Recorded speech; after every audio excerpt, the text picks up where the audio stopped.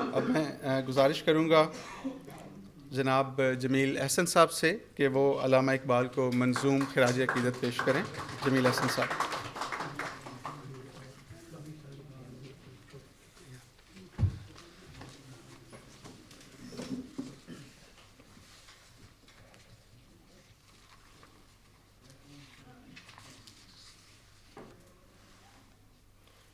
معزز خواتین و حضرات، مہمانان گرامی، صاحب صدر جناب ظہور احمد صاحب سفیر پاکستان،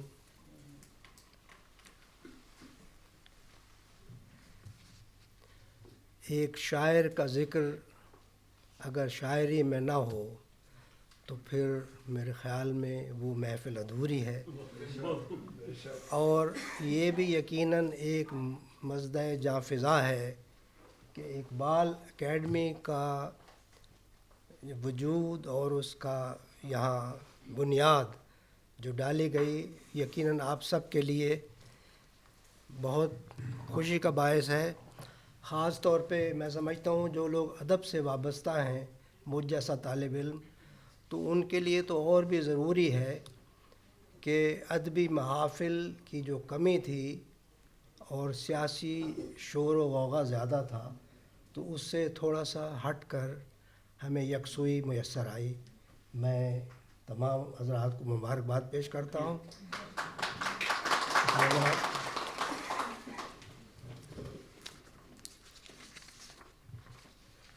وہ میں پڑھنے لگا تھا، جوانوں کو میری آہ سحر دے، نوشین نے بڑے اچھے انداز میں پڑھ دیا، اور وہ ہمارے بچوں کو یاد بھی ہے اور یاد ہونا بھی چاہیے.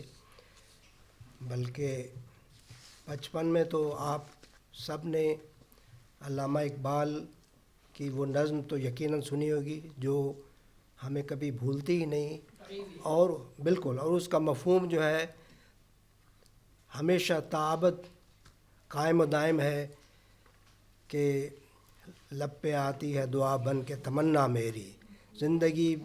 یعنی اس سے آسان اردو میں اپنے جذبات کا اظہار بے شمار شعراء گزرے ہیں ہمارے ہندو پاکستان میں، لیکن اس معیار کی نظم شاید ہی کوئی کہہ سکا ہو.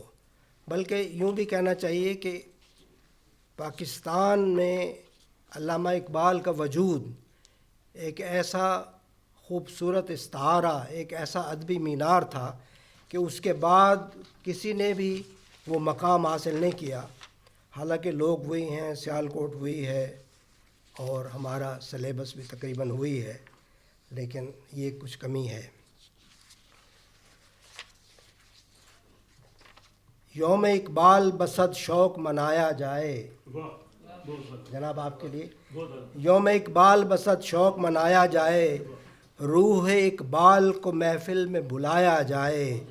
لیکن اس مرد قلندر نے جو پیغام دیا، لیکن اس مرد قلندر نے جو پیغام دیا، کچھ تو اس پر بھی عمل کر کے دکھایا جائے.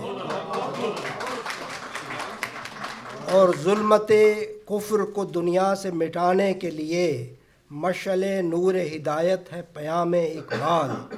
اس کا ہر شعر ہے آئین اسرار و رموز، دین فطرت کی ہے تفسیر کلام اقبال. مجھے بڑی خوشی ہوئی کہ کسانہ صاحب کی بہت ساری کتابوں کی یہاں تشہیر بھی ہوئی اور انفارمیشن بھی ہمیں باہم پہنچائی گئی. اور میں یہاں یہ بات آپ کے گوش گزار کرنا چاہتا ہوں کہ اگر ان کی کتابوں، ان کی ایک بڑی اچھی جو بچوں کے بارے میں کتاب لکھی ہے، مجھے بھی بہت پسند ہے، اس کا اتنی زبانوں میں ترجمہ ہوا ہے، تو علامہ اقبال کی کتابوں کا اتنی زبانوں میں بھی ترجمہ یقیناً ہوا ہوگا، لیکن میرے معلومات میں نہیں. تو اس طرف بھی ایک اشارہ ہے اقبال اکیڈمی کی طرف، کیونکہ اکیڈمی کے لوگ تو پھر پڑھے لکھے ہی ہوتے ہیں. تو علامہ اقبال خاص طور پہ اقبال کے بچوں کے جو سبجیکٹس ہیں ان کو نکال کے اس پہ ایک کتاب بنائی جا سکتی ہے، اور اس کا ترجمہ ہونا بے حد ضروری ہے. جس طرح ہمارے حافظ قدیر صاحب نے آج کی تلاوت کے ساتھ انگلش میں ترجمہ ہمیں عطا کر دیا تاکہ جو نوجوان ہیں ان تک پہنچے. یہ بات بس جناب ایک نظم کے بعد میں ختم کرتا ہوں کیونکہ وقت کی قلت ہے. یہ نذرانہ عقیدت ہے حضرت علامہ اقبال کے حضور. آپ نے یہ باتیں بے شمار دفعہ سنی ہیں، پھر بھی ہم ان کو رپیٹ کرتے چلے جا رہے ہیں، کیونکہ تقریر اور تحریر کا مقصد ہی یہی ہے کہ ہماری یادداشت جو ہے وہ اپ ٹو ڈیٹ ہوتی رہے. وہ ایک شعلہ کہ جس سے جلے ہزاروں چراغ، وہ ایک فکر جو قوموں کو بخشتی ہے دماغ. دیکھیں چرچ کی گھنٹیاں بھی اس بات کی گواہی دے رہی ہیں کہ وہ ایک شعلہ کہ جس سے جلے ہزاروں چراغ، وہ ایک فکر کہ جو قوموں کو بخشتی ہے دماغ. وہ جس کی بات کا انداز ہی نرالا تھا، وہ فلسفی تھا، وہ شاعر، وہ سوچ والا تھا. وہ جس کے نام کا مفہوم سر بلندی ہے، اقبال یعنی سر بلندی. وہ جس کے نام کا مفہوم سر بلندی ہے، وہ جس کے شعر کی ہر تہ میں درد مندی ہے. وہ جس نے قوم کو ایک خواب آگہی بخشا، نئے وطن کے لیے جذبہ خودی بخشا. وہ جس کی یاد میرے ملک کے نصاب میں ہے، وہ جس کی یاد میرے ملک کے نصاب میں ہے. وہ جس کا ذکر وطن کے سنہرے باب میں ہے. شکریہ. وہ جس کی یاد میرے ملک کے نصاب میں ہے، وہ جس کا ذکر وطن کے سنہرے باب میں ہے. وہ شاعری کو نیا موڑ بخشنے والا، وہ کرب ناک غلامی کو توڑنے والا. وہ جس کے شعر میں انسانیت کا درس ملے کہ جیسے بھٹکے مسافر کو صوت جرس ملے. میں یہاں اپسالہ کے پروفیسر بھی بیٹھے تو میں صحیح لفظ استعمال کروں. وہ جس کے شعر میں انسانیت کا درس ملے کہ جیسے بھٹکے مسافر کو صوت جرس ملے. بسط خلوص ہر ایک ملک، یہ آپ سب کی خدمت عالیہ میں یہ گزارش ہے. بسط خلوص ہر ایک ہم وطن سے کہنا ہے، اسی زمین پہ نئی نسل نے تو رہنا ہے.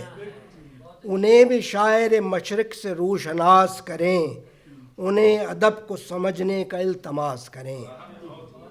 وہ مرد حق کے قلندر، وہ خوش نوا شاعر، وہ ایک حاذق ملت، وہ رہنما شاعر کہ جس کے نام کی عظمت کو ہو جمیل سلام، کہ جس کے نام کی عظمت کو ہو جمیل سلام، کہ جس کے ذکر سے حاصل ہے مجھ کو اذن کلام. بہت بہت شکریہ جناب